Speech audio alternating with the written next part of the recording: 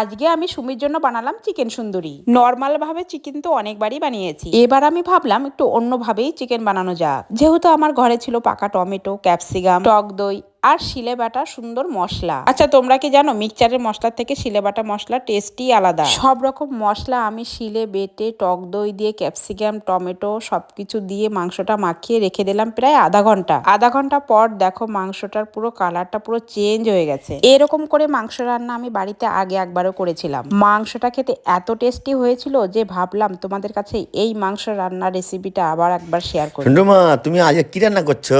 আজকে আমি রান্না করছি চিকেন সুন্দরী। নামটা তো তুমি খুব সুন্দর দিয়েছো, কিন্তু খেতে অতটা সুন্দর হবে তো? এই মাংস রান্নাটা তো আমি আগে একবারও করেছিলাম, রান্না আমার হয়েই গেছে। এবার তুমি খেয়ে দেখো কেমন হয়েছে। শোনো, আমি এখন খাবো না, বুঝলে? আমি যে বাড়িতে গেছিলাম কাজের সাইডে, ওরা আমাকে না খেয়ে ছাড়লোই না, আমাকে না খেয়ে আসতে দেবেই না। তাই কি করব, দুটো খেয়ে এলাম। ঠিক আছে, আমি তাহলে সুমিকেই খেতে দিয়ে দিই। দেখি সুমি মাংসটা খেয়ে কি বলে। আমি গেছিলাম বান্ধবীর বাড়ি, ওখান থেকে বাড়ি এসেই দেখি মা এই ইউনিক স্টাইলের চিকেনটা করেছে, আর এটা এত টেস্টি হয়েছে যে আমি মুখে বলতে পারবো না। তোমরা ভিডিওটা দেখে একবার রেসিপিটা ট্রাই করো, শিওর দারুণ লাগবে।